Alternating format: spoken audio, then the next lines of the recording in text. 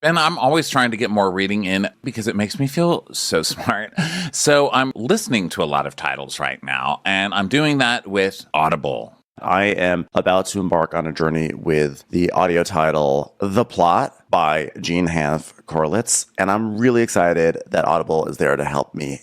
As an Audible member, you can choose one title a month to keep from their entire catalog, including the latest bestsellers and new releases. There are thousands of titles. Try Audible free for 30 days. Visit audible.com/crappens or text crappens to 500-500. That's audible.com/crappens or text crappens to 500-500. I'm Anna. And I'm Emily, and we're the hosts of Terribly Famous, a new podcast from Wondery. From Adele to Victoria Beckham and Lily Allen, we take you inside the drama-filled lives of our most talked-about celebrities to find out what it's like to walk in their shoes. She means their beautiful Prada shoes. Listen to Terribly Famous wherever you get your podcasts.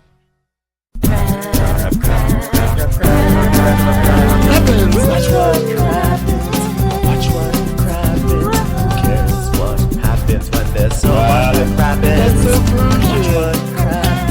Watch what happens. Who cares what happens when there's so much that happens?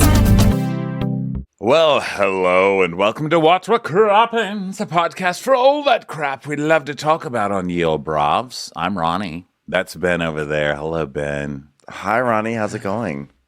Good. It's really good for me because it's a weird day. I love weird days. I love when things are not normal. This is not a Monday. This is actually a Sunday. We were lucky enough to get a screener today, and Ben has a hurricane on its way to Los Angeles called Hurricane Hillary. So we are recording on a Sunday, which is crazy.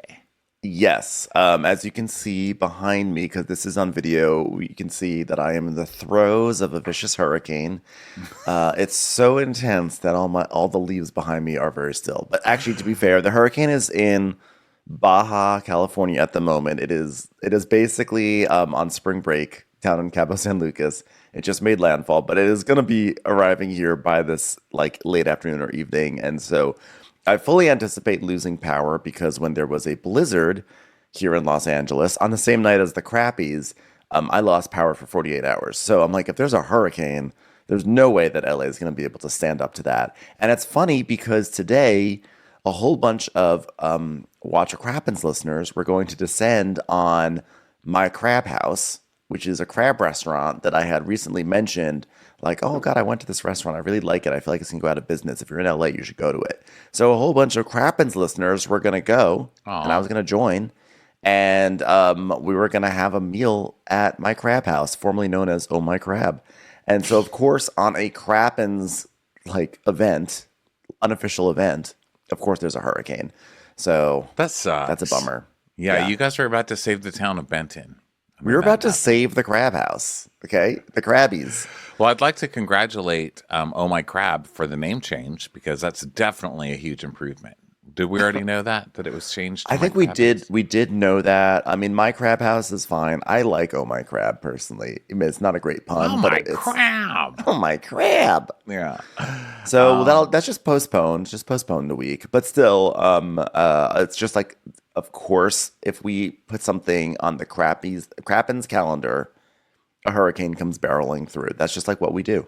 That's how we roll, you know? And whatever town we come to when we're touring, we bring the blizzards, the hurricanes, the blockbusters, whatever the fuck they're called. The blockbuster bomb cyclones. Bomb cyclones. That's what they are. LA really is just full of drama queens. I mean, you guys, listen, you're already... I think because everybody's on strike, there's so much drama that's being pent up right now in such a dramatic town that even the weather is going to have a fit. And then, of course, you guys are just ignoring the news that it has is going to be a tropical storm by the time it gets there. Like, it has changed. It has already been like, I'm now going to just be a tropical storm. My name is Hillary, and I can be whatever the fuck I want to be. No one's going to define what I am. So it's coming to LA. It's all excited. It's going to come out as like a tropical storm. And you guys are just not having it. You're not letting Hillary just live her life or their life. And you're like, fuck this. We're still calling it a blizzard. We're going to stick with this. Everywhere on Twitter, no one is like, oh, it's just a tropical storm. Let's go to Oh My Crab, everybody. You guys are still like, it's a hurricane. You're like hiding in bathtubs and shit. I'm watching you from over here in Texas. Like, That's true, because the New York Times 7 minutes ago had started referring to her as Tropical Storm Hillary, and it is kind of funny when you think about like the way like a hurricane is such a scary and ominous thing, and then it's so funny that like once the hurricane gets down to a certain level, that we just like turn the hurricane to something that sounds like it's like at Club Med, like Tropical Storm Hillary. Tropical you know, Storm. Yeah, it's like a drink with a fucking umbrella in it. It sounds fun. It's tropical. Well, yeah, she's coming. She's a coming. She's a coming, and so I have so we can monitor her progress through my windows right now. And okay, sorry for the reflection of this lamp, but we need this to have good lighting. So sorry, everyone. You can see. Hey, there's no apologies here, everybody. We're sorry, both of us, for taking up all this time not talking about Real Housewives of New York, which we're going to get to right now. Welcome to Crop Ins. Today we're talking Real Housewives of New York. Like I just said, I'm loopy because it's Sunday, and I just randomly took a nap at noon. So that was fun. And we're on video, so Crappin's on demand. What are you doing? Are you adjusting your lamp? Puppets. I was making shadow puppets. Oh. See, look. I can make shadow puppets on the reflection of my lamp in the amount of creativity that you're putting into that shadow puppet might as well have come up with the name Oh My Crab. Okay. Oh my! It's like, that shadow puppet. I'm literally just doing a pinch. You're just. I was only one hand, and I couldn't do a proper bird. I mean, give me a rabbit. Takes 2 hands. Like make an effort. Give me something. There we go. Okay, that's good. What is that? A bird? It's like a little deer, I think. A little deer creature. I love deer. So this is on video, so you can watch that at Crappin's on demand level at patreon.com/watchwhatcroppons. Also, and this week's bonus was really fun. It was a shot-by-shot trailer trash breakdown of Real Housewives of Salt Lake City. So let's get into this, Ben. Real Housewives of New York, episode 1406. Wait. I also want to promote the fact that we have, by the time this is actually airing, Crappy Hour is back as tonight. That's true. It's on Instagram Live. That's at 5:30 Eastern Time, 8:30 Pacific Time. If Ben's not dead, we'll be there. If Ben is dead, I'll still go there. What do I care? I'll go there with Bueller. Memorialize me, okay? So that's on Instagram Live. We hope to see you guys there. It's our live talk back show. You get to talk back. Hey, talk back. You pay your taxes. Talk back. Okay, so here we are with Real Housewives of New York City. Another party. Can we just start this by just putting it on the table? Another party where this chick, Erin, doesn't feed her guests. Is she kidding at this point? Now listen, I'll be friends with a thin person. Don't try to bring me into your religion. I'll go to a Christian's house, but don't shove my head in the water and call it a baptism. You know what I mean? That's just rude. And if you're going to be on some eating plan or some OMAD, 1 meal a day, or some calorie counting or some shit, good for you. I support you. Don't force me onto your shit. How dare you get me to a fucking party, put on a dress to eat a weenie? Who does that? Yeah, this looked like a uniquely terrible party, mainly because they had so many people speaking, and we just know that's a disaster. I recently went to a birthday party, and, the honoree gave a very lovely speech. And then someone goes, well, should we all go around and say something? And I was like, oh, God. Okay, everyone, 2 speeches maximum at your function. Okay, because after that, everyone then it becomes the Cheers Olympics. It becomes the Toast Olympics. And everyone is trying to out-toast each other with every stupid, anecdote that's usually about them and not the person you're honoring. And it goes on, and no one really gives a shit. Well, yeah, listen, I only believe in giving speeches if you make it about yourself. I'm not going to your wedding to give you all the attention. You get enough attention. If you hand me the microphone, forget it. Okay? I'm going to town. But you would make a good speech, RHONY, because you're funny and you're a natural performer. But a lot of people are I remember the time we went and saw Allman Brothers and we got a flat tire. And then we went into the 7-Eleven. Erin wouldn't even have that speech at her wedding because it has the word almond in it. She'd be like, no, I don't want anything with calories at my wedding. She won't even see Hootie and the Blowfish because Blowfish is served as a high-risk sushi. Yeah, these speech events where everybody gets up, these are basically like a battle of the basics. Like it's basic people telling basic stories. It's like proving how much more basic they are than you. They're like, I met Don when we were bowling and we were fighting over the last bottle of Coors Light while we were eating ranch with our wings. I'm like, why are you fighting? Like, just get into your Ford Escape and drive into the goddamn sunset and like give your speech to your car radio and your Ford. I don't care. I don't want to hear it. Yeah. Okay, I'm here for food. There's no food. And plus, what about the vegetarians and the vegans? You're just serving weenies and pigs in a blanket. Do we need to cover up pigs? Let pigs fly free. Pigs don't need a blanket. Stop shaming pigs. I would like a blanket, though. That being said, like, this is cozy hurricane weather, and I really would like a blanket. I want to be a Ben in a blanket. I would also like to say that. Here's another complaint I have. No one would complain if I served Ben in the blankets at parties. The Ben would complain. You might get the appetizer, and they'd be like, "No, I don't like this. What a terrible venue." Ben in the blanket. Why would they serve me in here? Let me say something. Here's another complaint I have about Aaron.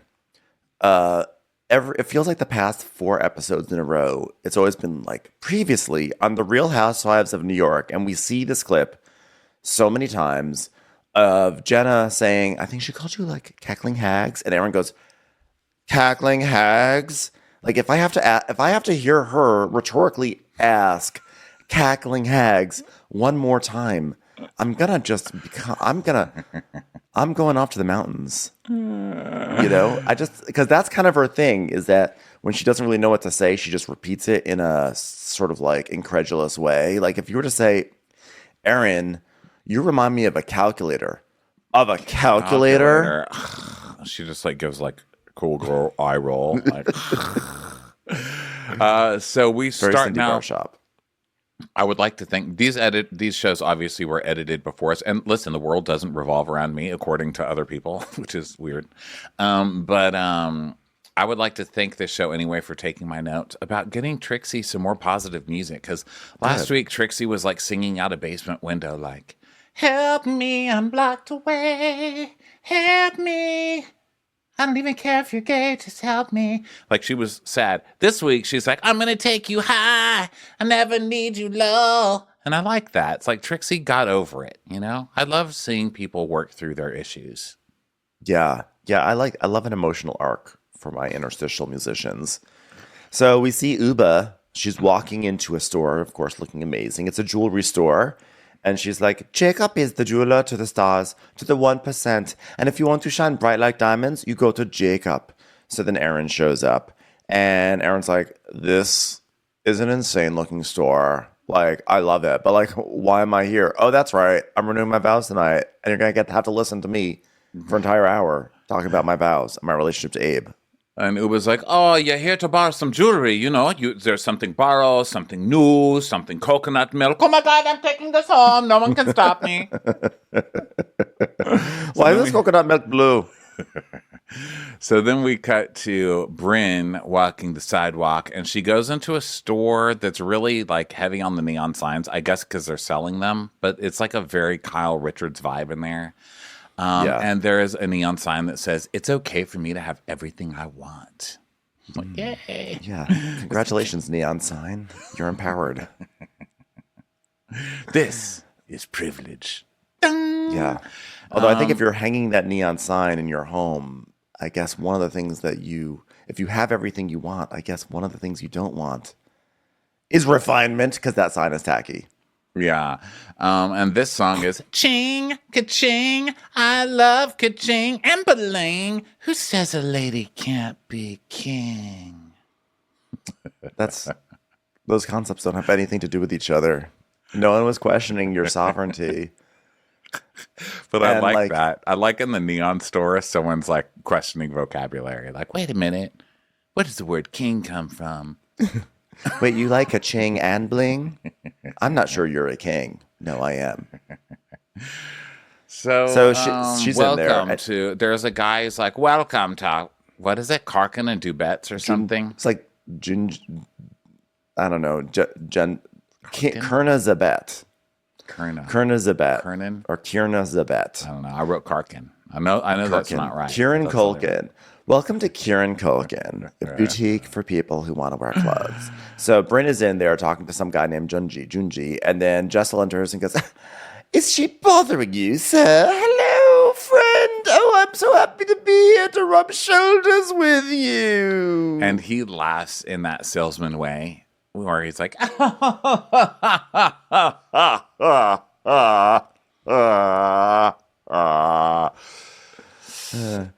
Guess what? Kierna Zabet is quintessential New York. The best fashion. Everything is on trend, and there's no sign of poverty anywhere. It's honestly my Disneyland. everything's on trend except this guy in the knockoff Gucci jumpsuit Karen Hugo wore 4 years ago. And she's in a sweatshirt that says Marantz really big across the front. And it's like a sweatshirt poncho, which I would love. I would love that. I feel like that was made for man boobs, but they're only sold for her. And to her, I ask, who says a man can't be queen? Exactly. But shan't. So Versace diamond tumblers, that's the kind of store we're in, you know? Yeah. And I think it's like an exchange, not an exchange store. Is it like consignment? Do you think it's a consignment store, right? Or is it it's probably, I think it was like a stylist boutique where you go and you rent clothes. I don't know. It's like, it's like a out of the closet, maybe like an out of the closet for like high end stuff. I guess that's more of a thrift store. Yeah. I think it's just a place where store. stylists go and they just style you with outfits and you like wear them out and you come back and they take the clothes back. Well, he should start with himself. You know what I mean? Like, I don't want to go to an ear doctor who's got like earwax balls falling out. Like, you need to take care of your own style. And this salesman looks ridiculous, and he looks like he's just been on Canal Street. So he needs to work, like shopping for knockoffs. So let's see. So Bryn's like, I've been engaged 3 times, and none of my engagements worked out because I just wasn't ready. You could just stop it. None of my engagements worked out. We know why. Okay, we've met you. Yes, your personality started to come through. So the producer's like, well, why not say no to the proposal? And she goes, well, it's easier to say yes. You just look in their eyes and you just say yes. Oh, by the way, this one guy, I went on a date with him to a party and I was bored. So I just like left him at the party. And I then texted him when I got home and was like, oops, I left. Yeah, you're an awful person. Yeah, you're hilarious. Terrible. 2 things. One is she's wearing this pink dress with sleeves that are only around the forearms, and they're really puffy, and they look like pink cauliflower. Okay? That's really all I have to say about it, but they're disturbing. I keep seeing like pink cauliflower flopping in front of my face. Second, I think that she keeps saying yes because she doesn't know whether she's going to have to sign a prenup until after she says yes, right? Because who's going to be like, hey, do you want to sign a prenup and get married? No one's going to say that. They're going to say, you want to get married? And then they're like, you have to sign a prenup. And then she runs. What do you think? Yeah. Because I would do that. I would say yes until we got to the prenup. Then they'd be like, fuck you. Yeah, I think that tracks. Seems like a good theory. So she tells us, like, I'm like ready to settle down. Like, I can't do this shit anymore. Like, I'm old. I'm tired. Like, I don't want to date anymore. I don't want to get to know people. I don't want to be like, oh, when am I gonna meet your parents? Or like, when's the first time we can move in front of each other? Like, I don't want to do any of that. I just like ready to be married. And she's like, yeah, like if somebody left me and like they just left me at a party, like there would be all horse's head in his bed the next morning. So then we go back to the jewelry place and Aaron's like, so Uba, how did you and Jacob Abo or whatever, Abodo, what's his name? He's famous. He's a famous I just jeweler. wrote down Jacob. I said Jacob and Company. Yeah, he's a famous jeweler, apparently. She's like, so how did you guys meet each other? And he's like, where was it? Miracle or something? And she's like, oh, yes. What charity? Oh, it's for Prince Albert. Something about the environment. And we've been best friends ever since.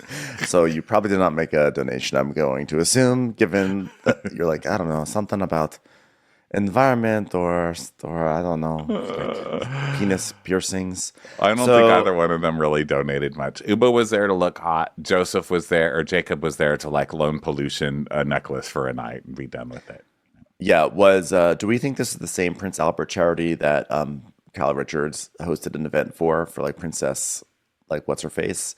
Remember at the end of the Beverly Hills season finale, she had a charity thing for like Prince Albert for what's her face? It was like the Natalie Wood Foundation or something. It was like it's time to donate to Natalie Wood, her memory. Was that Audrey Hepburn that they were doing? I think they dressed up like Audrey Hepburn, maybe. Wasn't it like there was some charity? I don't remember what it was. It's probably a perfectly fine charity, but it was connected to Monaco, and I thought Prince Albert was connected to it in some way. Well, poor Either Prince way. Albert just can't catch a break because I just Googled Prince Albert human trafficking because I don't know. I figured like you might as well try. You never know. It's like every time you hear of a prince, I just start Googling them to see what nasty shit they've done. And I feel bad for Prince Albert because everything is Prince Andrew. It's Yeah. like the other Prince A taking all that, like you can't Google yourself anymore. You know what I mean? Sorry, Albs. Yeah, Prince Andrew. It's not people are not feeling him these days. So then Erin, she's trying on earrings. She's like, I'm in love right now. And they're like, the diamonds she's wearing are $224,000. And she's like, I'm loving Uba for bringing me. Like, if anyone else would be like, I'm going to bring you to have millions of dollars of diamonds so that you're dripping for your anniversary party, I wouldn't believe them. But it's Uba. So I already feel like $1 million. And now I feel like $2 million. I'm like, is this the content that Bravo was like, we need to have her on our show? Like, you know what? This one right here, let's make her the center of, not only do we want her to be on Real Housewives of New York, let's build an entire episode 2 weeks in a row around her where she just narrates scenes for 5 minutes. Well, let's just watch her be somewhere and she can just talk at the audience for 5 minutes. I think that'll be great. She's like, so Joseph, so like, what do I have? Like, I have 225 on my ears. Like, what do I have? Like another 224 on my bracelet. I mean, let me at least take you to dinner. Hold on. This is a stick of Orbits. Enjoy. Bye. Here's some Pocky. Only one for you, though. Enjoy your dinner. Here's a Pocky stick. So my goal weight, if anybody's judging by what I feed other people. It's time for a commercial. It's time for a Crappins commercial. Since his death in 2009, the world has struggled with how Michael Jackson should be remembered. As the king of pop or as a monster? I'm Leon Nafok, the host of Fiasco and the co-creator of Slow Burn. And I'm Jay Smooth, a hip-hop journalist and cultural commentator. Michael Jackson was accused of child molestation for the first time in 1993. Our new podcast, Think Twice, Michael Jackson, is the story of what came before and what came after. Throughout the podcast, we explore what makes Michael Jackson seemingly uncancelable. And we dig into the complicated feelings so many of us have when we hear Billie Jean at the grocery store. Through dozens of original interviews with people who watched the story unfold firsthand, Think Twice is an attempt to reconcile our conflicted emotions about Michael Jackson, the man, with our deep-seated love of his art. Listen to Think Twice, Michael Jackson, wherever you get your podcasts, or you can binge the entire series ad-free on Audible or the Amazon Music app. So then we go back to Brynn and Jessel and Brynn, and Jessel's like, oh my God, your body is ridiculous. Did you read Erin's invite closely though? Snicker, snicker. And Brynn's like, was there a penis on it or something? Penises are back, everybody. By the way, penises were out for a while, but they're back in. I love this, like, this low wattage attempt at being, risque. Just like, did you see that invitation? Was there a penis on it? I'm like, there was not even anything close to a setup for that joke. It's just her personality. She's like, I'm just going to say sex after everything and like, let's see how that works for me. She's like, I'm just going to pander to the gays right now because, on Twitter, like, oh my God, is there a penis? Queen icon. Oh my God, is she wearing pink cauliflowers on her forearms? Icons are back. Hilarious. Icons are so back. Icons are penises now. Oh. Emergency alert. Okay. Real. Oh, Okay. girl, I love that sound. Who got kidnapped? Okay, you know who got kidnapped? Probably some petals getting washed away. Because guess what? A flash flood warning is in effect for this area until 7:45 p.m. Okay, so everyone keep an eye out that window. Flash flood. Isn't that another downgrade from tropical storm? I mean, what is it going to be? A fucking ballet show by the time it gets to you? It's going to be like the Nutcracker is playing outside. Outside your window. Look out, adorable little sugar plum fairies are dancing around. Wait a second. I just got a text from Aaron that says, a flash flood? Really? Really? You know where I'm from? They call it a penis flood. Wow, everyone's jumping on. All the housewives are. Uba's like, I see a flash flood.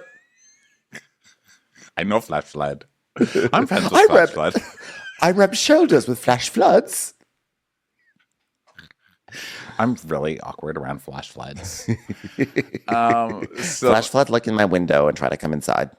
So they're talking about these invitations for Aaron's vow renewal, and Jessel's like, yeah, there were a bunch of sponsors at the bottom. Tee-hee-hee-hee. Which, listen, I mean, sounds smart to me, but God, she's like a Kyle. She's like a Kyle Richards, where season 1, she already knows the game. You know, where's the fat burger truck? At least Kyle has that over you. And for me to say Kyle beat somebody else in anything is a huge thing, Aaron. So don't be proud of that, okay?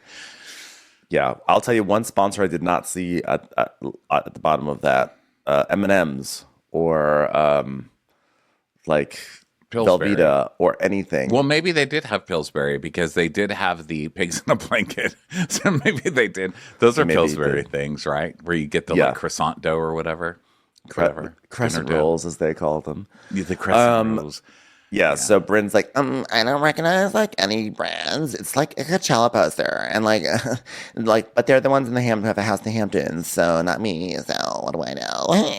She's like, am I gonna have to order bottle service to get into this party? Bottles look like penises. And Jessel's like, do you have a promoter to walk you in? Ha ha ha ha ha. They're like, what are we walking into? So then we cut back to Uba and Aaron, and Uba's like, how have you been? And Aaron's like, crazy. Thank God for my friends at Alberto's Tequila Design for just making this night a little bit easier. Oh yeah, yesterday you seemed really stressed, and if you'd like to ask me about my life, I'd be happy to share a little bit about my life too. And everyone's like, oh yeah, I was not in a good mood. I felt like if I didn't come to Jessel's stupid event, it'd be like really sending a bad message. And she says that she's like, I would rather be friends with Jessel than like be pissed off at her all the time. Like, I don't need to hold this grudge. Like, for now, like, Jessel and I are good. I want to have like fun with her at my party and like move on. So like, we're good. She's like, but also she made a comment like, I don't support women. Like, I was like, don't you dare. How dare you say I don't support women? And she's like, yeah, like you're the one who calls them cocks. She's like, yeah, cackling. You mean cackling old hags? She's like, yeah. She's like, yeah, don't call women old hags. Oh, for fuck's sake. So you're... And if you want to see how outraged I was when I was called an old hag, let's roll that footage. She called you an old hag. Old hag. So then now Bryn and Jessel are sitting at the store. This is the scene cut back and forth that goes on forever. It really goes on for a long time. And I also want to point out, this is like normally they do back and forths if there's like drama brewing, if there's an issue, if there's two sides of a story, there's like simmering resentments, but it's literally just back and forth, like two women are in one place and two women are in another place. Let's cross back and forth. Just because why not? Well, you'll be in a good mood, though, because it's your favorite subject that we're going to talk about now. Cackling hags! So we go back to Bryn and Jessel, and Bryn's like, so, how's it been since cackling hags? Cut to Aaron. Cackling hags? Cut back. I can't believe we're in cackling hag gate still. Yeah, it's a gate. I'm turning it into a gate. And Jessel's like, well, I feel like there was some unresolved stuff between us, so I just wanted to squash it. Yeah, but did you apologize for saying cackling hags? Because, like, you should apologize for that. I feel like you should. Jessel goes, well, but I feel like my apology at my event was an inclusive apology. It was like a D, all of the above, I apologize. I thought that was pretty clear.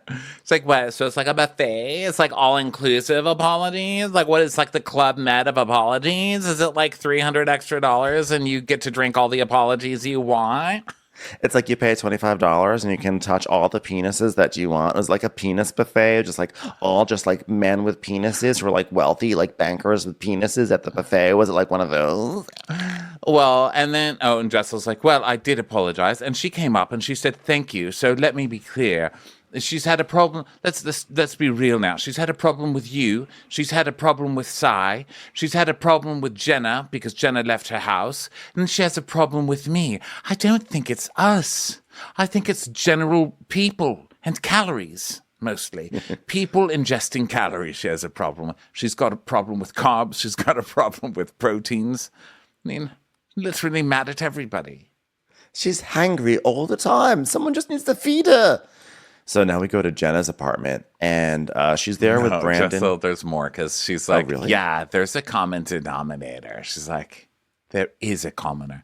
No, a common denominator. No, I'm talking about Palvit standing at the window. Out of here, commoner. This is mommy time. Out. You're getting the cookies soggy. Why did you bring the jars to the street? You can't take away my abusing Palvit fan fiction, okay? I need it. No, we need it at all times. So now we go to Jenna's apartment. Jenna is with Brandon, and it says Brandon, friend / architect. But isn't this also her private cook? Is her architect her private cook, or is her private cook her architect? It's her gay employee.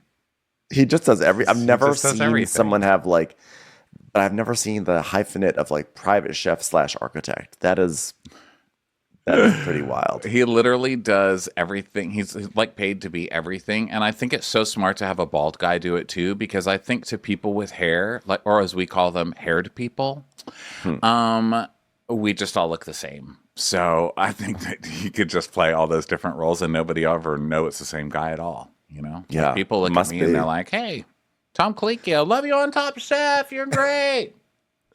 So Jenna says, oh my God, you were so good on The Shield.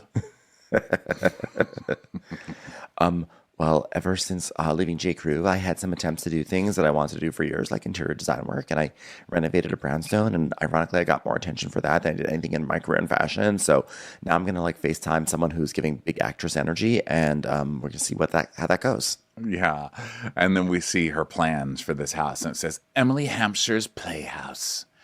So she calls future Katie from Vanderpump Rules if Katie had like a really fun personality. It looks like Katie to me. Or like maybe Katie and that actress who is in Father of the Bride. What's that chick's name? Forget her name. The old one, the original Elizabeth one. Perkins? No, the daughter. I think it was Cindy Wilson's daughter. Cindy Wilson? No, that's my mom's friend. Carney Wilson. Shirley from Laverne and Shirley. What was her name? Penny she Marshall? Has a daughter. No, that was Laverne. Oh, come on. You're not a Tyne Laverne Daly? and Shirley. No, not Tyne Daly. Are you kidding? She couldn't be Cindy Shirley's Williams? daughter. Okay. Cindy Williams? Cindy Williams' daughter. Andy Williams. William Cynthia? Shatner? Cynthia Okay, it doesn't matter. So, we both lost that Liz- game. We lost. We're dead. Catherine We lost. Hellman. Yeah. So she's kind of like Katie from, let's just stick with Katie from Vanderpump Rules with the personality. So she's like, yeah, Emily and I are friends and we were like introduced on a date, but like we didn't have a love connection, but we did have a friend connection. And then she bought this house. So I'm going to do the house for her. Oh my God. Hi, Emily. It's me, Jen. Oh my God, Jenna, I'm just so awkward to be here right now. And Emily's like, do you notice anything different about me? Do you? Do you notice anything different about me? This woman is being so extra on this FaceTime thing. I was like, are you auditioning to be on this show right now? What is going on? And I was like, I don't know who this person is. She's very pretty, so I imagine she's an actress. And she's going through the whole thing. And later on in the conversation, as we get to, she talks about like, I'm willing to do an unboxing for you. And I was like, what? Like, who is this person? She's so like I just looked, a Canadian I just looked her up. influencer. Oh, Well, I looked her up. tell me about her. Her name is Emily Hampshire because I didn't get her last name. Does she know Prince Albert? Google that. She knows Prince Albert. she was on Schitt's Creek. She was like the awkward like front desk employee on Schitt's Creek. You ever watch Schitt's Creek? Oh, no. And that's what we get for not allowing joy into our lives through the television. But it was so weird because I actually always thought she was like not very good on that show. I always thought she had like very strange... How dare you say that about Emily? Well, I always thought she had such strange readings. She's always like, okay, I'll do this. And I was like, this is such a strange performance, you know? And I've said this before on the podcast, and people have said, how dare you, Ben? And I apologize. I apologize to those people who are big Stevie heads. But then seeing her here, I was like, this is a whole different personality, which in some ways is a testament to her acting, I guess. But also, I'm like, I don't understand this person. I don't understand their performances both on Schitt's Creek and on RHONY. She's just got like really big actor personality. She's like, do you notice anything different about me, darling? And she's like, yeah, wait, hold on, let me try to guess. Did you meet the Obamas? Because I did. Fairly recently. Still have the dress, if you want to see it. And Jenna says, well, I also came out with a line of eyelashes called Love Scene that were really made for Emily Hampshire because she just loves being seen. And she's probably one of my biggest supporters. She's like, send them to me and I'll do an unboxing and I'll wear them and I'll give them to my makeup artist. And it's like such an honor to have this person who has a sense that she has a huge following bigger than me want to do an unboxing for me. That's great. And Emily's like, my makeup artist didn't even get them from you. She said, put them in the bed. You know what that means? Like when you're done using them, put them in the bed. Did you even call it the bed? It's a little part of the container that you pull out of the box. You put them back in there and then you put them to bed. You should call it that. We should trademark it that. You can have that. That's for free. That's from me. Emily Hampshire, Schitt's Creek, bed. Put it to bed. Put it to bed. Wow. Wow. I'm a cat right now. I'm a cat with lashes. Big ball, little ball. Oh my God, she was so extra. So then Jenna goes, okay, the question that I have, okay, so this is your dining table. I'm going to show you my dining table, the dining table. Okay, remember that insane over-the-top lighting fixture that we were talking about? I'm thinking that like it's like maybe too much. I don't know. What do you think? You seem to be doing too much right now. Is this too much? On a scale of 1 to Emily, is this too much? She's like, well, are you going to use the entire lighting budget on that one light? I mean, because then the rest of the house is going to be dark. It's going to be so scary in there. It's going to be terrifying. Oh, I'm going to have to protect me or my lashes. Blah, blah, blah, blah, blah. Pats are flying at you. Pats are flying at you. Unfortunately, you can't see them because it's dark. Ah, they got you. The eyelashes you gave me just ate a criminal. Brandon's like, should I be laughing at this? Am I allowed? So now we go to David Burke Tavern. And Erin meets with Abe outside, and she's like, why are we at David Burke? I mean, we haven't been here for years. I mean, tackling hags. I love that they're just dissing basically every restaurant they go to on this show. They're like, they've already got Catch in a, you know, their panties are in a bunch. And now this one, she's like, oh my God, who even goes to David Burke's anymore? David Burke's still here? Is the real David Burke even still alive? God, what are we going to have? Like a dried out chicken pot pie? Gross. Thanks a lot, Abe. Stupid. So she's like, Abe and I have been together for 12 years, 10 years married. I mean, I was basically just sitting there on our first date, coloring in my books with Gwyneth Paltrow and Brad Pitt to the side. And Abe walked in. I was like, that's my husband. And so the only lady in David Burke. There's a lady, like a service person, who comes over and she's like, hey, you didn't check your coat. Do you want me to take that coat for you? And Abe's like, no, I'll keep my coat. And Erin goes, oh, that's weird. Oh, he's keeping his coat. Okay, well, because he's used to her keeping the... Remember the Hamptons? He's used to freezing ass cold spaces around Erin. He's like, she's going to turn down the AC soon. She's going to say she has to go to the bathroom and then turn off the heat very soon. You've all been warned. So Abe's like, wow, I feel like we've been downtown so long. It's like I miss coming to the Upper East Side. I mean, I'm not saying I want to move back here and I hate our place in Tribeca, but what I am saying is we should make this a regular thing and then also live up here. And she's like, I just like really don't love going above Canal, but for you, I will. It's not so trendy of me. I like don't go above Canal. That's like some New York humor. I only go where I know that I'm like within a mile of Robert De Niro's home. So Cackling hags. So cackling gag. So Abe's like, well, when we started dating, you were uptown and I was downtown. You were so pissed about that. She goes, yeah, I was annoyed that you asked me on a date, and then like you made the date around where you lived, and I had like go there. I was, who does that? He's like, yeah, well, I knew I couldn't cater to you because then there'd be no second date. He's just like, yeah, that's so true. I like when I'm treated like shit. Anyway, we're going to have a great party. There's going to be like one hot dog there and then like very high ceilings and a lot of people talking. So it's going to be really exciting. Yeah, and she's like, our friends want to make speeches, so we need to get a run of show. So I already knew, oh no. Run of show. The basics, yeah, a run of show for your basic friends to be like, one time we were watching football together, and Abe spilled a Dorito on the floor, and he picked it up, and we were like, I dare you to eat it, bro, and Abe fucking ate it. Oh! Yeah, I can't wait to hear stories about the times they had at Lehman Brothers before it closed down. So Aaron is like, stocks, those were the days. Am I right, boys? Bastons, am I right? God, remember that time we talked poor people into getting mortgages they couldn't afford and then jacked up the interest rates after 3 years? God, those were good times. Miss you, Abe. Miss you. So Aaron's like, I'm just like stressed about writing my vows. Like, you know, I think we didn't do vows the first time because we're just like so young. Like at 25, you don't even know how to write words yet. Like I was still working on my uppercase and lower cases, you know? And the rabbi just did the whole ceremony for us. Like, honestly, we didn't really think about it. Although now in retrospect, I did think it was strange that there was an intermission. And then I realized we actually never got married. We just went to see Fiddler on the Roof. It was crazy because, like, during our wedding, we were both churning butter, and there was a girl between us churning butter too. It was so weird. The bottle dance was a strange part of our wedding, I have to say. So amazing when my dad started singing Sunrise Sunset, and then Brent tried to fuck him. It was really weird. I didn't even know her then. So she's like, I just want to tell him how much I love him. Because, like, okay, so here's what I have so far. You left dishes in the sink last night, but thanks for taking out the trash. Now put the kids to bed and don't ever make me come uptown again because it's not cute. And I'm not only stabbing you with this butter knife because we're on TV, I'm going to choke you. Okay, I do. And why is it so fucking hot in here? P.S. Cackling hags. Cackling hags.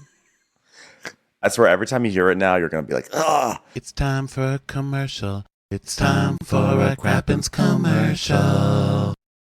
So Abe, he's like, yeah, I remember, like, you know, we were babies when we got married at 25, you know, and isn't it funny? I proposed to you after 9 months, and she goes, Abe and I just kind of locked eyes and kind of understood each other on a level that I can't really explain. Like, have you ever looked into someone's soul and saw that soul's parents had a house in the Hamptons, and then they saw that your soul's parents had a house in the Hamptons, and you realize your souls together could create a new house in the Hamptons? That's what our souls felt like they did. I knew the second I was going to pretend to pay for drinks, and we both pulled out our Amex, and they were the same exact color, that we were meant to be together. We're equals. I know. When I was sharing stories of coloring in pictures next to Gwyneth and Brad, and he was telling stories of coloring in pictures next to Freddie Prinze and Sarah Michelle, that we were pretty much destined to be together. And she has a martini. She gets a martini, and there's a giant ice cube in her martini, which I don't approve of. Not because I don't think things should be cold, okay? And I know we're on Aaron all the time, so it's like, leave the woman alone, you know? But stop wasting room in the martini glass. You need more room for the vodka. Like, I just feel like it's wasteful of what could have been more martini. And it makes me not trust her. So then Abe, this is a pain in the ass couple, but Abe has this, like, she comes across as a pain in the ass, so that's not surprising. But Abe is like doing that nice guy thing where he's like, oh my God, I'm so in love with you. I do whatever my wife wants. I'm so Abe, honest Abe. Everybody loves Abe. But then Abe's like, remember how I ordered this drink? Yeah, I don't want to be that guy, but I really hate this drink. Then why'd you order the froofy drink at the fucking David Burke, dude? Okay? This is not, they're not going to hand you a tiny spoon to taste everything that comes out, okay? This is not Yogurt Planet, sir. Drink your fucking Brave Captain or whatever the fuck you just ordered. Did you hear him order this? You know what? I didn't because I wasn't paying attention, but then it Dream did. Captain. Dream Captain. Yeah. Okay, yeah, that's no. I also like Erin. Erin started to create this narrative last week, and it didn't really get traction. So she's trying it again this week to Abe's face, and she goes, like I think that like what's like really cool is that like it's important that we would be friends. Like if we like just like never got together and like we were never sexually attracted to each other and didn't have babies, we would still be friends. Like, could you co-sign this for me? Because I tried it last week and everyone laughed at me. You know what I'm saying, Abe, right? He's like, no, I wouldn't be friends with you if I couldn't fuck you. Haha. She's like, thanks a lot. Fucking asshole. And you're doing this to me uptown as well. And so he gives her, he's like, babe, look, I got you a diamond ring. And she's like, oh my God, are you serious? Are you like, oh my God, hold on, I'm crying right now. Wow. Are you serious? This is like almost as good as the jewelry I actually already got earlier today. That was worth probably about 5 times as much as this ring, but it's so cute what you got me. This is going to look so cute next to my bomb-ass rental jewelry. So Jessel calls Pavitt. She calls Pavitt. So she's sitting in her living room. First of all, her white couches, her cream walls, her marble spike column things coming out of the walls, and she's in like an oatmeal pashmina. Like she's really going for just beige. And I just love this woman's commitment to just beigeness. So she's going for it, and she calls Pavitt on her phone, and she's like, Pavitt, the kids are napping. Could you come here? Because I want you to look at this school app stuff. And he's like, are you sure? Would you take off my collar? All right, I'll turn off the collar so you can come out and come back to the dining room with your laptop. So he like comes out of the room. Like, ow! Sorry, I was just forgot. Turned it off a little late. Thank you to Halo Collar. Could we rebrand that as Pavitt Collar? No? I'll speak to Lassa Pippin about it. So she's like, did you get the application? We have an email. Did we have the email from Montessori? Did you get that application? He's like, yeah, I got it. And she's like, and you didn't do anything about it? I don't think you understand the urgency that we have less than 2 weeks to get these applications in. Mm-hmm. She goes, this preschool application process is psychotic. We narrowed the preschool search to 2. I've done it. Pavitt has been on the couch fiddling with his balls. And not even like his testicles. I mean, he actually has 2 little cat toys in the shape of balls with bells in, and just plays with them because, if you Lord knows, he has no real man balls. I think we all know that. Yeah, well, you wouldn't know because you haven't fucked him in like years. Okay, get out of my scene, Sai. All right, it's just disrespectful now. So she's like, we need in-person meetings. Then we need to prep between us realistically what we're able to do. So I love this one because it's international, Pavitt. They have schools in Sao Paulo, Brazil, Hong Kong, New York. Basically, it's like watching the very end of a Tom Cruise movie.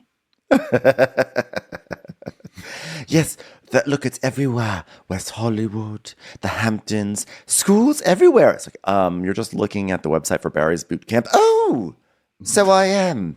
Is orange a theory or is it a color? Let's just discuss. Let's think on that for a moment, Pavitt. And so he's like, yeah, but like, who cares? Because we live in New York. And she goes, Pavitt, I get that. Ugh.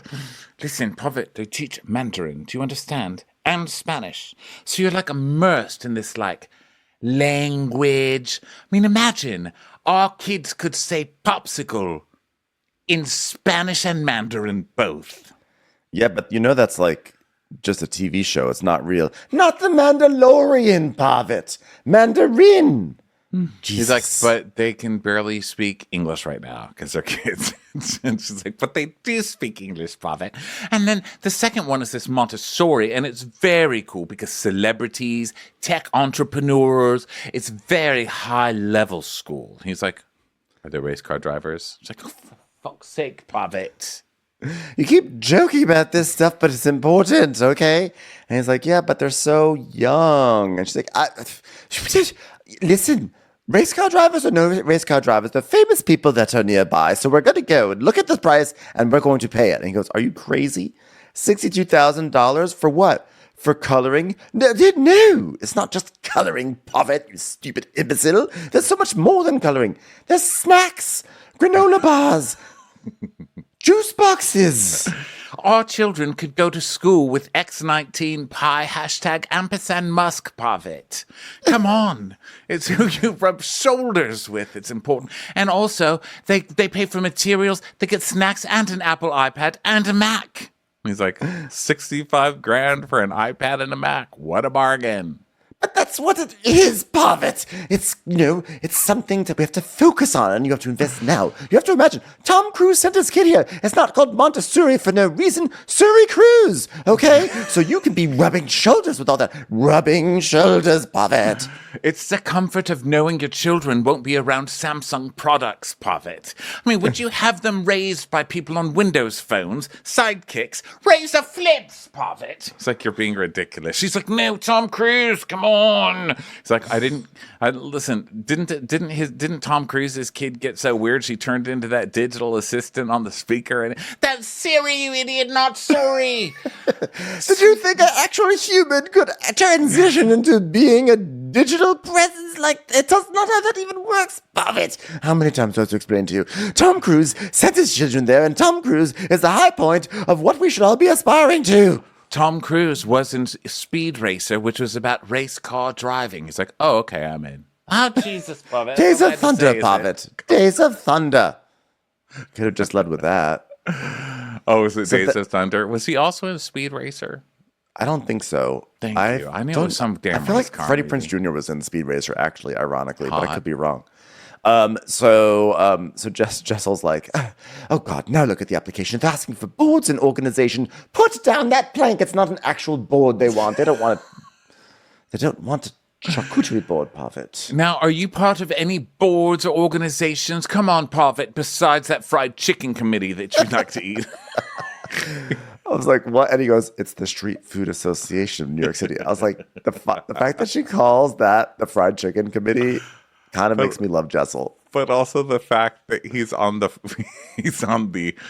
Street Food Association of New York. It's hilarious. That's the only out of school thing that he does. His only elective is street food. She's like, okay, they want statements from us. Oh, great. You're going to talk about the texture of the flattened pigeon you peeled off the sidewalk. All right, which one are you going to do right now? He's like, I'll do Rio. She goes, is that the one that was glanced at by Dame Judi Dench and Sachs? No, that was Kai. Right. All right, Kai loves Tom Cruise. Will that work? Or I don't know anything about Kai, really. All right, what do I say? Here, hold on. Let me just, okay. Rio is thoughtful, intelligent, and socially inept. Poops, I've got Poops down. Do you think we should have Poops there? Total Nominated disaster. for an Oscar. I've got that. Lacks basic levels of human hygiene. That's good, right? Eats only boogers until 11 a.m. Refuses to wear pants and loves to pee on humans. Socially inept, pooping, human, smelly. Should we say smelly? I think smelly might be a word over. And Pavet's like, so inept. I don't think that's a positive word. I'm just like, I don't know. Look it up, Pavet. Look it up. This is what you get for going against Siri. All right?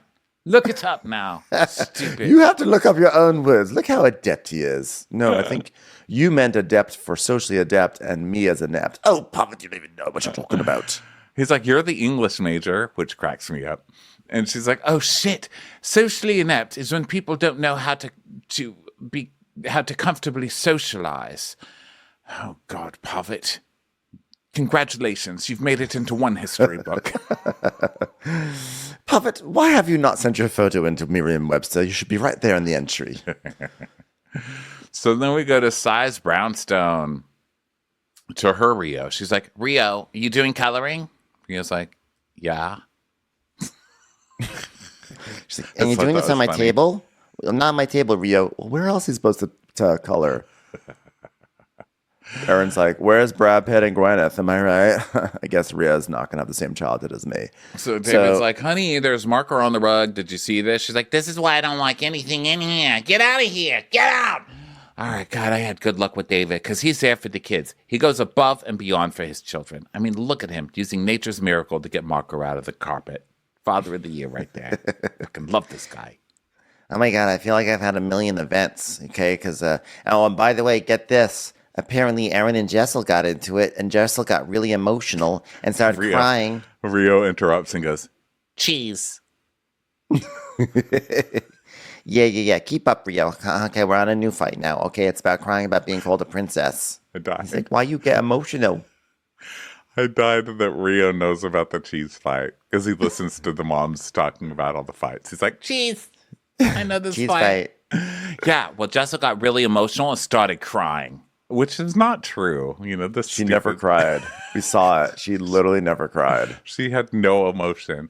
And so, yeah, Rio's like, why are you getting emotional? And they're like, oh my God, shut up. We're going into the room of the carpet that you just fucking demoralized and humiliated and completely ruined, Rio. All right. I love this. They're like, let's not have this conversation in front of Rio. Okay, let's go into a whole different room. They just like walk 2 feet over and sit down. Well, open house okay, living. You can't hear us that's now. it, you know. God, don't you miss walls? I miss walls. So then Walls are up. like, oh, go ahead. I said, walls are up. Walls are up. Bethany Frankel. Walls up. So Sai's like, I was like, why would you cry just because someone calls you pampered?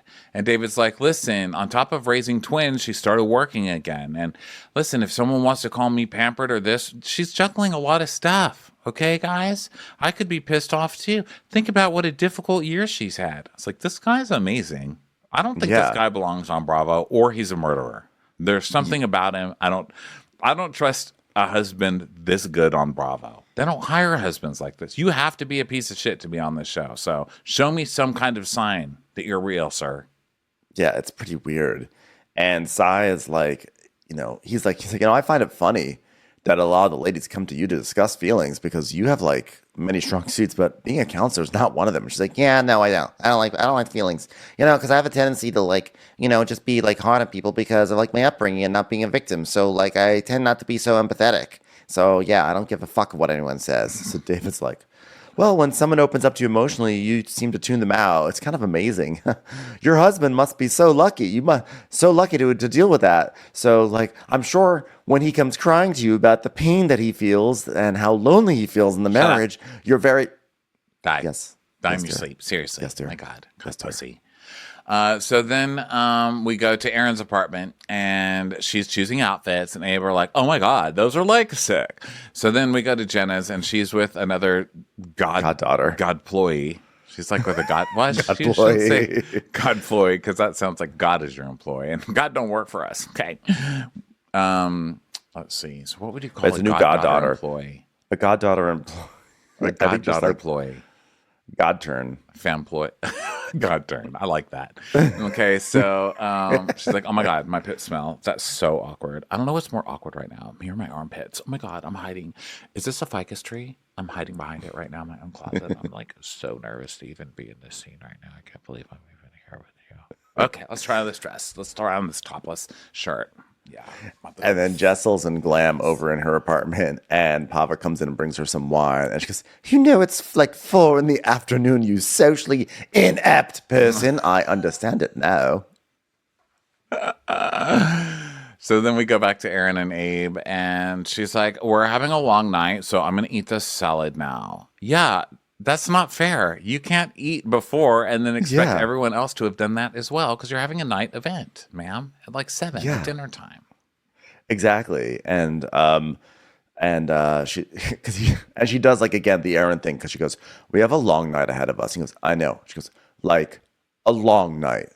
Yeah. He's like, yeah, I get it. I get it. No, like cackling hags. Oh, I thought you were saying long night for a third time. No. Like a long night. So we're back on long night. Cackling hags. So then we go to, they're just basically talking about how her and Jessel made up. And so, or she and Jessel made up. Look at me catching my grammar. And she's ready to have fun with Jessel now. And I mean, that's good for you because you love Pavet, right? So that's cool. And then we go back to Jessel and Pavet and she's like, this hairspray. Wait, this drink smells like hairspray. What are you giving me, Pavet? He's like, I'm not breaking out the good stuff for you. I'm saving it for fucking Days of Thunder. Fried Chicken Committee, just say it. Fried Chicken Committee gets the good wine. It's called the Street Food Association of New York City. Oh, Puffet, be quiet. Why do you get so nervous? I have such you. I mean, you look terrible. You look like a piece of shit, Puffet. Sorry, I just had to say that to reset myself. And he's like, well, why do you look nervous? I have such good taste. I'm going to pick out something nice. He goes, well, it almost took 7 years to get it right? Because you used to look like a piece of shit. And if it weren't for the Street Food Committee of stupid-facing stupid people, probably would have been established sooner. This drink is really getting to my head quickly, I have to say. It's like I really created a monster when I taught him about style. I mean, now he gets his hair blown out, he gets his eyebrows done, gets his asshole waxed and bleached. I mean, it's a whole thing, really. I was like, why are your eyebrows thinner than mine? You know, you look like Zoolander. And the character, not Ben Stiller, which would actually have been helpful for Montessori inductions. So it would have been nice. I wonder if Ben Stiller knows what inept means. If he would have to look it up, too.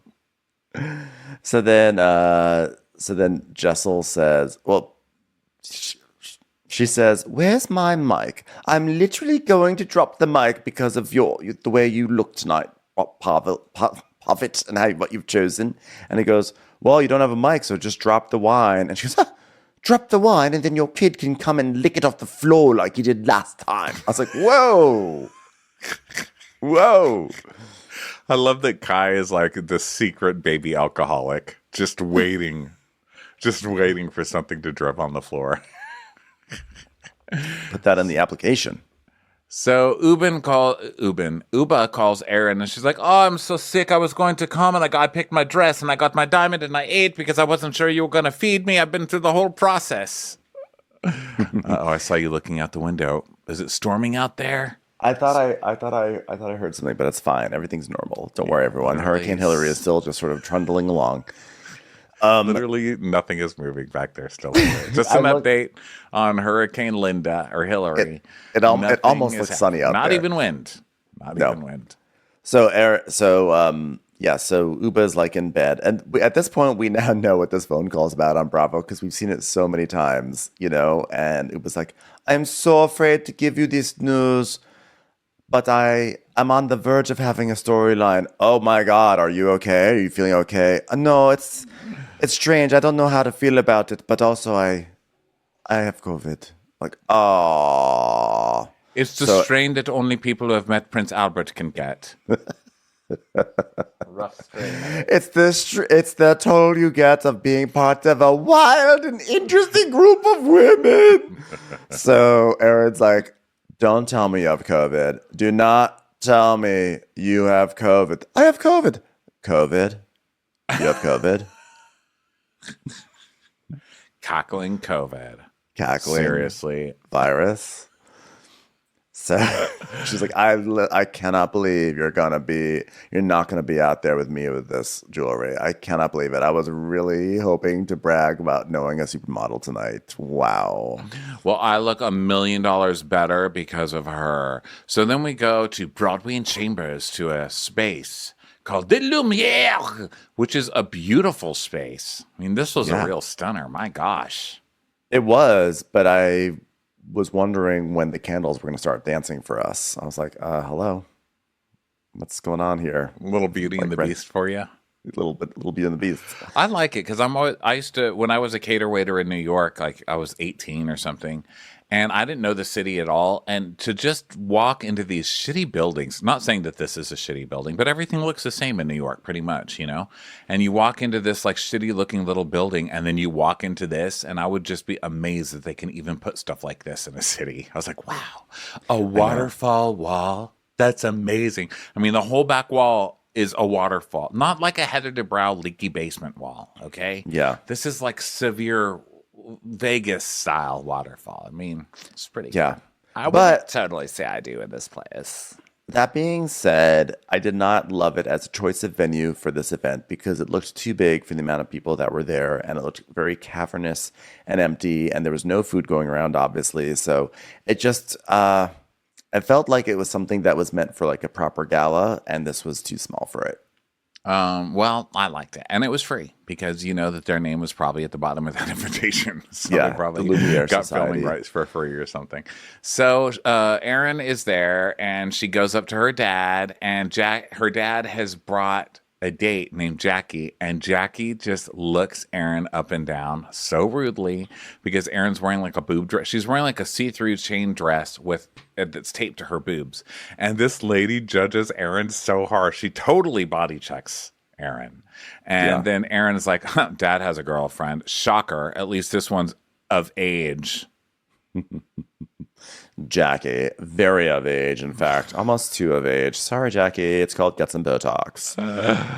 Then Aaron greets Robert from Jacob and Company. He's like the one who brings the jewelry and is going to like lurk around and make sure it doesn't get stolen. And she's like, Robert from Jacob and Company is going to follow me around until I'm like ready to get back the jewels, which may not even be tonight. Just think about that. What I'm trying to say is like, I'm going to like wear those jewels a long time. That security guard might be in bed with us. We're hilarious. So Bryn comes in and she's like, is this a bank? Because it feels like a bank and a courtroom. My two favorite places. Why are there so many men here? There's so many guys here not complaining. Hi guys. Hi penises. Hand jobs are back. Oh my God, the kids are like running away from me when I say hi. Is this because I look like the stepmom from The Parent Trap? You know, in the scene where she walks into a room full of penises. Oh, was that cut from the original? The penis trap. So she's like, Yeah, I've got my party stockings on, my outfit, my fur. I'm flying high. Just keep those glasses on. Hey, Erin, here's my friend Sarah. Here's Sarah. Nice to meet you, everyone. Okay, Sarah. Okay, now you're never going to see Sarah again. Bye, Sarah. Oh my God, this is great. And Erin's like, Bryn is like still in her sunglasses. It's like 9 o'clock. Like, take them off. Take them off. I'm going to meet your dad. I'm going to meet him. She goes, do not hit on my dad. I'm totally going to hit on your dad. This place is crawling with dudes. Why are there so many dudes? Is this like my birthday party? There's like so many dudes here. Oh my God. So then Jessel and Pavitt arrive, and then Bryn meets Erin's brother David, and Erin's like, oh my God, she's gonna hit on my brother too now. This is wild. I have such wild friends. Isn't this outrageous? Cackling hags? What? So then Jessel and Pavitt meet the dad, Eli. And Eli's like, so you're married. When did you get married? And Jessel's like, 2018. All right, that's when we met each other. That's when we got. Well, I mean, I started finding him worthy of my marriage in about, let's see. Hasn't really happened yet, unless you have a time machine that goes forward, which, fingers crossed, we might get there. Hopefully you'll have a time machine that's not completely inept. Am I right, Eli? Word of the day, everybody. Word of the day. He's like, Baruch Hashem. So you have kids? And she's like, 2 kids. 2. Well, they're not so much children as they are wolverines. And he's like, oh, not enough. Continue. Some people call them children. We call them little tiny alcoholics who will possibly one day be connected to Tom Cruise in some way, shape, or form. We're hoping there's an opening for floor liquor in Tom Cruise's mansion someday soon. So then Jessel's like, I spent 3 years trying to have a child. I have 7 embryos chilling in a freezer, and my girl is in there, and Pavitt thinks he is 2 and done. No. I'm going to have another very inept child very soon. So then Jessel goes over and she's like, hello, Erin. And Erin's like, hi, I'm wearing armor. My dad said in Hebrew, I can see your boobs. Isn't that hilarious? I'm sorry, am I cackling right now? Because do you remember you called me a cackling hag? It's a sick burn, and it burns every day. So now Brenda's having a cocktail wiener, and she's like, there's a lot of wieners in this place. Put them in my mouth. Put the cocktail wiener in my mouth. I fucking gone. Oh, God, she's an icon. So then Pavitt is talking to Aaron. Okay, so Jessel and Aaron are now talking to Jessel and Pavitt are now talking to Aaron. So he's like, I saw you come to our place the other night for like a split second, but then you were gone from our place, you know, but like I saw you there. That was cool that you were there. She's like, yeah, I was just there 10 minutes because like my kid was sick. It was like a whole deal. It was really hard. It's really hard being me. It was like my kid was sick and I was like, You don't even have the luxury of being like sick at like 3 Lincoln Center right now, knowing that Gwyneth is just like a phone call away. Jess is like, oh, well, you could have just called me. You could have called me. And Aaron's like, yeah, but we had our thing and I wanted to show up because, you know, I know it's important to you. Remember, hashtag, you don't support other women. I think that was about me, right? Because you said it, basically. It's like, remember when I told you I appreciated how much you came? Oh, God, I still appreciate myself for telling you that moment how much I appreciated you for coming. Was that kind of me? It's kind of both of us. I'm so proud of us right now. And so then Jenna comes in and she's looking around like, oh my God, I'm like in a wacky mood, but I'm also awkward, but I'm also wacky. But I'm also going to grab Erin's butt, but I'm going to do it like awkwardly, but also wackily. And now she's pretending that she doesn't feel someone grabbing her butt. And I'm going to grab it again. It's awkward, but still wacky.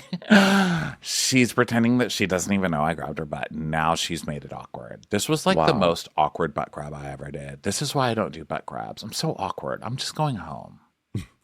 Wow, this was more awkward than the time I tried to pinch Emily Hampshire's butt while she was getting into character for I Remember Mama. So Jenna's like, it's great. It's a great play. Great American play. So Jenna's like, it's not my repertoire to grab asses. Or like, maybe it is. Like, I should check that. Oh, I feel like a total weirdo now. A weirdo who knows Emily Hampshire, who's also a weirdo or plays one on TV, but is actually like very cool in real life. Wow. Hey, by the way, do you like this blazer? Because I was totally wearing it when I talked to Emily Hampshire on FaceTime once. So, should I keep this? Do you think I should keep it? I don't know what's a bigger flex, Michelle Obama or the girl from Schitt's Creek. I think it was Schitt's Creek.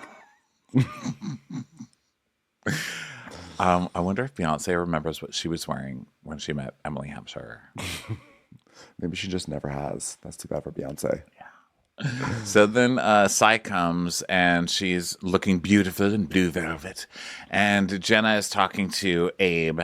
And she's like, so is this whole renewing your vow thing your idea or her idea? And he's like, well, we just wanted to do it because we didn't do our vows because we were so young. And she's like, okay, but I guess I'm trying to figure out like how you didn't realize you had to do vows at a wedding, just like every wedding does, just because you were young. It's like you were ready, like you weren't ready to write vows, but you were ready to commit to each other for the rest of your lives. That's like saying I can't wear khaki to a khaki party, but then you go to the Hamptons and wear khaki all day.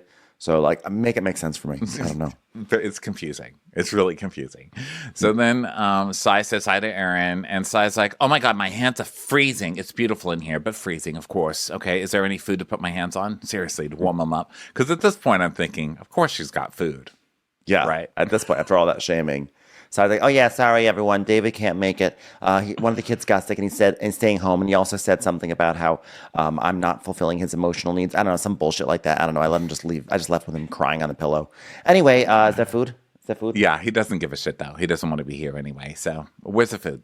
So then Bryn and Jessel are talking, and Bryn's like, this place feels like a Bank of America meets charity gala meets bar mitzvah meets penis factory, because literally there are dicks everywhere. Even in weenies, which I've eaten 3 of, give me all the dicks in blankets. She tells us, I'm like a little bored, so like how do I entertain myself? By bitching. Which I was like, okay. Point for Bryn. And then I know she did get a point with that one. I was like, okay, I can see myself being friends with her now. So someone breaks something and Bryn's like, Opa, don't worry, it's sponsored, it's fine. I hate this fucking party. So she got 2 in a row. I thought that was really good too. I know. I was Opa, don't worry, it's sponsored. I think bored Bryn is the best Bryn, turns out. And then enter Meredith Marks and child baby toddler. They carted him together in here, and he goes, I'm just a baby cart. And they let him right in. I heard there were some little children running around this party who were scared of that lady over there, and I was wondering if my toddler could play with them. He needs to make new friends. Is that okay? And Erin's like, you guys are so sweet to be here. You should totally come over for Shabbat. She's like, I will. I'm going to bring a white bean salad and a lemon that was cut by 5 family members.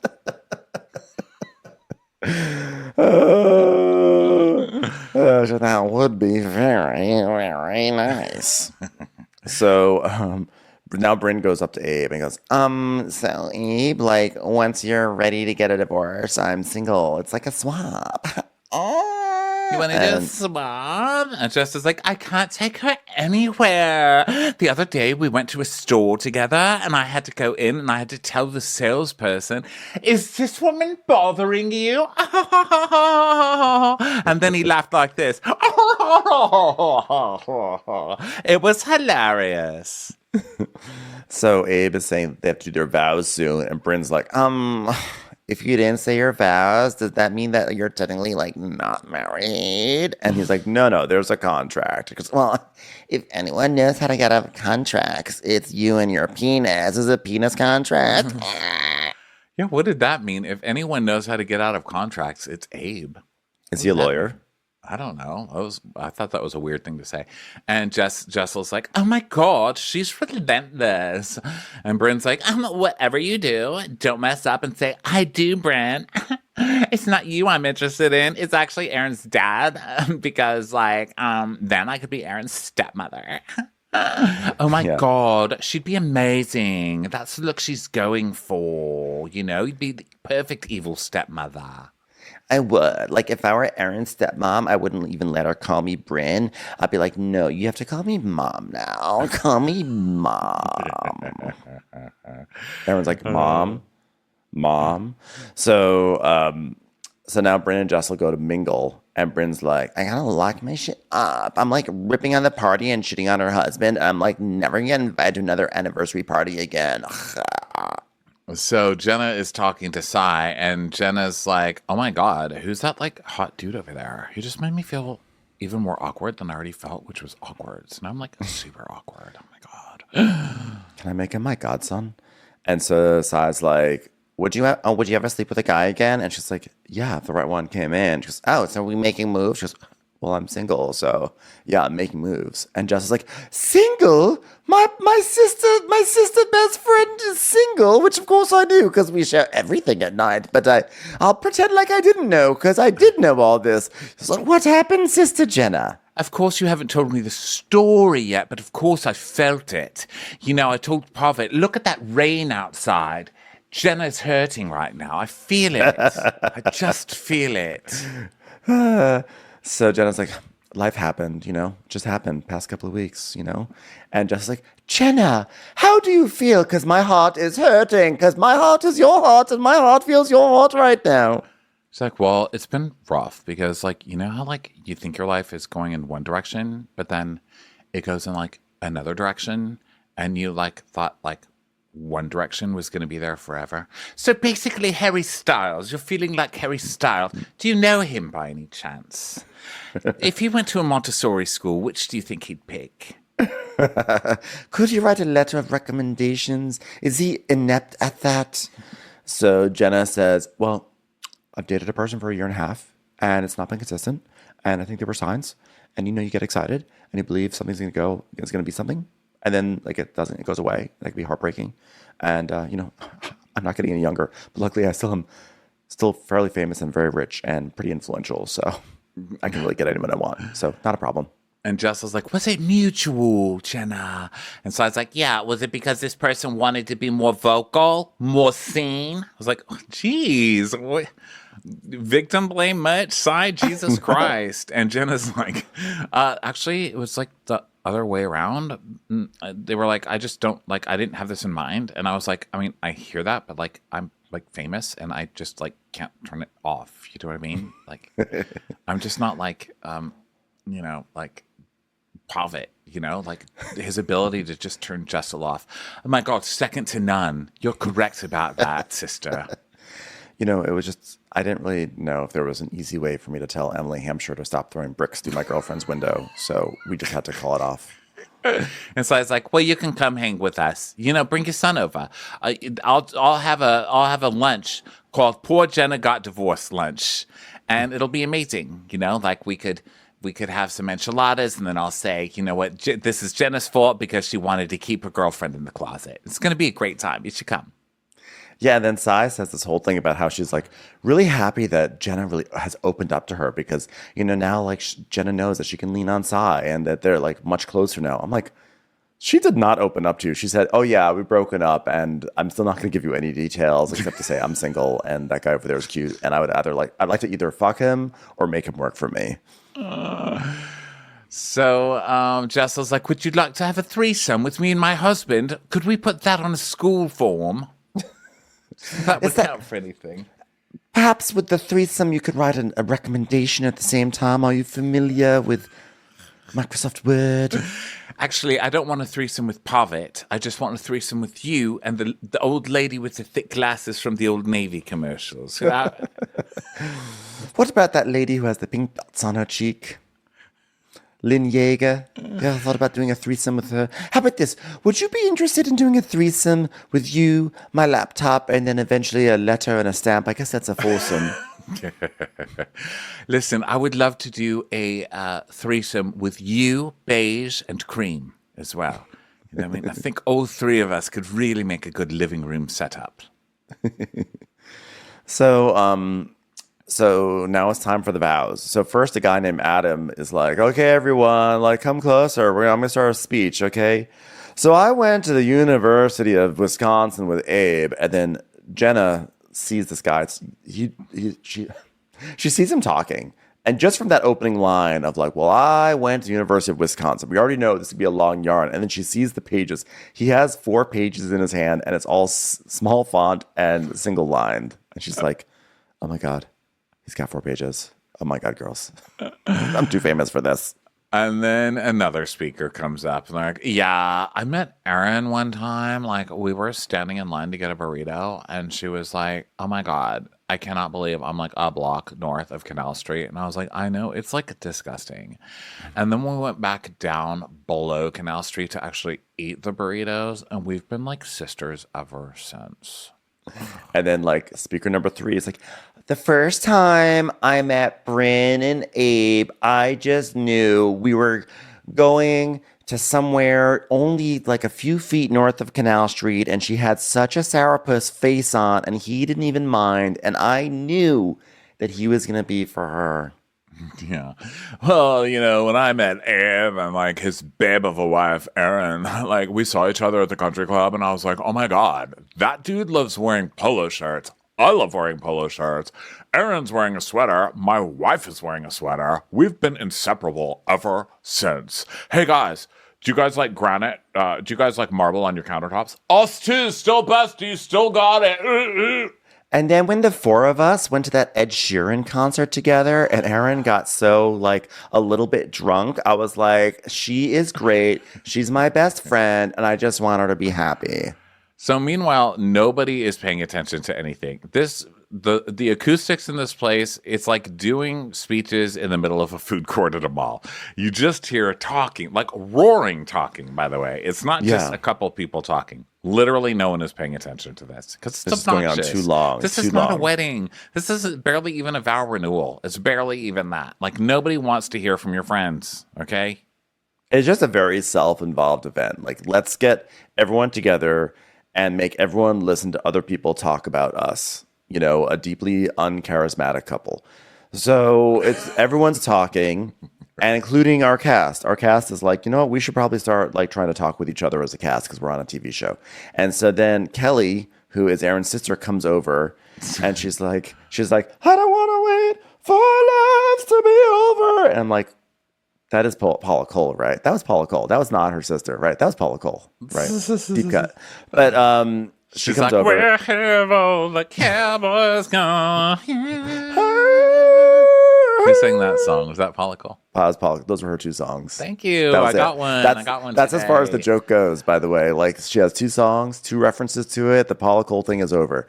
But they're not even that. They're not even that loud. Like Bryn goes, "Oh my God, another speech! Great! They're amazing! They're in love! They're hot! They're rich! Yay!" Yeah, exactly. So she goes, hi, I'm Erin's sister. So nice to meet you guys. Yeah, I'm coming in like I am so excited to have a conversation with you. But actually, I just want to tell you guys, it's a little rude that you're all talking right now. Like, we're at her engagement. Can you, like, pay attention to these really exciting stories from 10 years ago. Thank you so much. It's even worse than that because she comes over and she goes, yeah, I just want to tell you, it's kind of rude because we're at her engagement and you guys are over here arguing and stuff. And they're like, no, we're not. We're not arguing. That's not she an goes, well, engagement. whatever. You're chit-chatting. Okay, Kelly, back the fuck off and go. Your sister barely has enough charisma to be here. Okay, go meet somebody famous who will get you this show. Go meet your own Frederick Eklund, okay? Because I don't think he had guests on his invitation to be here. Shut the fuck up, lady. No one invited you onto Bravo. You're too boring. I don't even remember what you looked like. You might as well be a thumb with a wig for all I care. Get off my television, ma'am. Paula How Cole. dare you? She looks like Paula Cole. But let me tell you something. If you don't want people to be talking at your party, put something in their mouths, specifically food. But also, I'll tell you that's a good sign for these housewives that I'm sticking up for them because I was so offended. I was like, how dare you? You leave them alone. I know. I was mad because I was like, wow, this is to me like this has been Bryn's best scene of the series. I mean, like I know she had very emotional scenes. It's been her best lovely, episode for sure. But like this was like the first time she genuinely was making me laugh, and I was like, okay, I feel like I'm finding a way into Bryn. And then Kelly comes around and just like shutting them up. And I'm like, this is, first of all, she comes around saying this is their engagement. It's literally not their engagement. This is 10 years in, and it's like such a self-satisfied event. And you're going to come in and tell the people that are giving your sister a paycheck to shut up. Like they're doing their job right now, Kelly. So you go to the front and she's trying to become friend of. Yeah, it's like, sorry, Kelly, fail. So then Bryn's like, okay, are you going to go around and tell everyone else this too? Because literally everyone in here is talking. And you can see everybody around them is talking, right? Yeah. And Kelly goes, I mean, look, that's fair, but guys, it's my sister. And Bryn's like, okay, I get it then. Fine, I get it. Jenna, meanwhile, is me, okay? Because Jenna's like conflict avoidant. She goes, you're right. We're wrong. You're right. We're wrong. We're wrong. You're right. I'm like, Jenna, stop doing that. You're on a TV show. Fight. And then Dorothy, Aaron's mom, comes up and she goes, oh, hi, guys. My name is Dorothy. I'm Aaron's mom. And Bryn goes, we just got in trouble, so we can't talk. Shh. And then Kelly turns around to her mom and is like, Mom, you need to pay attention. They're speaking, okay? You might not remember all these stories that we've been told 50 times over the past 10 years. And Jenna's like, you're right, Kelly, you're right. And now, time for Aaron and Abe's vows read off their iPhones. Just how their marriage has probably been spent. Abe, I truly can't believe we've been married for 10 years. When I met you 12 years ago at a bar on the Lower East Side called The Draft. Thank you, The Draft, for your kind sponsorship of this event, by the way. I never thought I would be meeting a man I would call home. Shh. A lot of people are back there talking right now. Shh. She's like shushing people at her wedding. I was so embarrassed for her.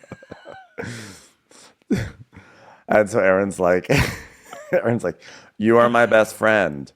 Even if we weren't married, aka not attracted to each other and not have babies with each other, I think we would still want to be best friends. I really believe in this point. I'm saying it for the third time right now in front of everyone, so now you can't back out of it. You have to agree, because we're in public. Like, even if we weren't together and it was like the 90s and we had Friendster, we would still be poking each other. Am I right? When was Friendster? It was to the 2000s. I think it was like 2002 or 3. Yeah. So Abe is like, well, I love the Dead, especially for wedding vows. So I guess he starts doing Grateful Dead. Well, because he goes, hey, Aaron, what a long, strange trip it's been. I'm like, wow, how original. What an original way to start off a toast. And I guess that's, I mean, I've heard that line before. I didn't know that was a Grateful Dead reference, but either way, it was... Hey, how about we're grateful alive? Because here we are. So he's like, we're like Grateful connected. Fed. How about we are the Grateful Fed? That would be much more helpful. So he's like, we're connected through the universe and through space. And I told my parents the day after I met you, I think I met my wife. Stalker. That's fucking stalker behavior right there. And he's like, yeah, and I'll always be your rock. And then when our seas get stormy, I'll still satisfy you emotionally and sexually. She's like, yeah, because remember the first night I met you? I found thongs behind your bed. And I was like, is he banging on these people? Which I didn't mind because I was banging people too. But now I'm like, wow, we could still even be friends. Thank you, everybody. Thank you for coming. Babe, You are the Patagonia vest. It's my LL Bean sweater. We're just meant to be together. Okay, let's make love. So then they kiss, and then everyone starts dancing. And Aaron goes, guys, nobody better leave because I'm going to change. And I know everyone can't wait to see my second look of the night. So she goes off, and Sai's like, fuck this. I'm hungry. There's Nobu's around the corner. I'm going to go to Nobu. And she goes, yeah, there's no food here. I'm hungry. And there's I'm pescatarian. I don't even eat pigs in a blanket. So let's go to Nobu. And she's trying to get everybody to go. And no one follows her out, which I was glad no one followed her out because Aaron really is going to, that Aaron's offended at every little thing. And she's already got a list, like you were flirting with my dad. You were flirting with my brother. My sister had to tell you guys to stop talking. Jessel kept calling people Tom Cruise and writing down their phone numbers. She's got little things to go at everybody with. So, and it's funny because I fully supported Sai leaving. She's like, I came, I sported, I sat through all the speeches. I mean, you wouldn't notice me if I was gone. Okay, I'm going to Nobu, honey. I'm hungry. So I support her leaving. But that being said, flashback to the first episode. Now that we know Sai a little bit more, I do fully believe that Sai would go to someone's party and look at Cheese and go, Cheese, that's weird. I fully believe that story now. Yeah. Well, supposedly, Erin did a podcast. She's been on the podcast circuit. And on one of them, she said that whole fight was really because it was late and she didn't have food at her party. And so Sai was saying, Cheese? That's it? That's all you have? And so that's where the fight came from. Because Sai was hungry, which shows you that the first fight with Aaron was because she refused to feed people. And again, you are not Nutrisystem. Stop forcing your lifestyle on me, okay? So then Aaron, no offense, Nutrisystem, you're great, I'm sure. So then Aaron comes out to do photos with the girls, and Sai's gone. And Aaron's like, Sai left? Wow, guys. Wow, guys. And Jessica goes, yes, she was hungry, just as hungry as I am, to get a recommendation to rub shoulders with Tom Cruise. Anyone want to sign here? You can all say that you're John Travolta, maybe. So no, I don't think that would get us into Montessori school. Is John Travolta the one that tried to grab people's inepts? They're cocks, honey. They're cocks. That's right. But who else does Tom Cruise hang out with? So Erin says, she's like, I am so pissed. At the very least, Sai could have said goodbye to me, which is exactly what she said Jenna should have done when she dipped out of my house. But aside from that, this party is everything I could have expected. Everyone's so excited and so happy for us. It's a really special and beautiful night. I'm like, I don't think anyone is excited and happy for you guys. I think everyone was like, oh, open bar and hope be on TV and hopefully there'll be some food there. Listen, you guys, good luck to you kids in your future, okay? Normally I would say a couple that forgets to say vows at their wedding isn't going to have great luck, but you seem to have great luck. Everybody seems very happy. Good for you. Feed your guests. And also, by the way, this is a real fuck you to the guests. You know why? Because the guests that went to the first wedding were like, yes, no vows. We can get right to the party. And they're like, you know what? That was a great wedding. It was just a ceremony and then party. And now they're like, oh, wait. Guess what? We're going to make you actually now. We have vow interest now. 10 years. Not only are we going to do the vows, but we've added on 10 speeches because we've accrued vow interest over these past 10 years. So that's a real fuck you to the guests who thought they got away with one. All right, well, this was a pretty good episode of New York. I think this show is all starting to kind of click together. At least it is for me. I mean, I was cracking up the whole time. I thought it was really funny. So good job, show. Love ya. And everybody, we will be back later today, Monday, which it is for you suckers. Ben might be drowned right now, but for the rest of you, we will be back a little later with Real Housewives of Atlanta. We've got Orange County back this week, a couple Below Decks coming. Go check out the Real Housewives of Salt Lake City bonus. Also, our Dwell Hello was really, really funny this week, so go check out Wondery Plus for that. And Monday night, 5:30 p.m. Eastern, 5:30 p.m. Pacific time, 8:30 p.m. Pacific Standard.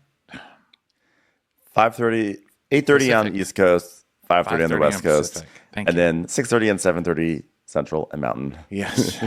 Instagram Live, Crappie Hour. We will talk to you then. Goodbye. Bye. Watch What Crappens would like to thank its premium sponsors. Ain't no thing like Allison King. Ashley Savoni, she don't take no baloney. She's not just a Sheila, she's a Daniela. Itchels. Aaron McNicholas, she don't miss no trickolas. She's never scary, it's the Green Fairy. Jamie, she has no last namey. Hava Nagila Weber. Know your worth with Jason Kurth. Sip some scotch with Jessica Trotch. She's a little bit loony. Junie, she's always supplying. It's Kelly Ryan. Kristen the Piston Anderson. You're never alone with Lacey Monteleone. Let's give a kisserino to Lisa Lino. Megan Berg. You can't have a burger without the Berg. Ruru LaRue. The Bay Area Betches. Betches. And our super premium sponsors. Somebody get us 10 cc's of Betsy MD. We're taking the gold with Brenda Silva. Let's get real with Caitlin O'Neill. Don't get salty with Christine Pepper. Can't have a meal without the Emily Sides. Nobody holds a candle to Jamie Kendall. She's not harsh, she's Jill Hirsch. My favorite Murdo, Karen McMurdo. We love him madly, it's Kyle Pod Shadley. Let's go on a bender with Lauren Fender. We want to hang with Liz Lang. The incredible edible Matthews sisters. Nancy Cease and Desisto. Give him hell, Miss Noel. She's the queen bee, it's Sarah Lemke. Shannon, out of a cannon, Anthony. Let's take off with Tamla Plain. She ain't no shrinking Violet Kuchar. We love you guys. Hey, Prime members, you can listen to Watch What Crappens ad-free on Amazon Music. Download the Amazon Music app today. Or you can listen ad-free with Wondery Plus in Apple Podcasts. Before you go, tell us about yourself by completing a short survey at Wondery.com.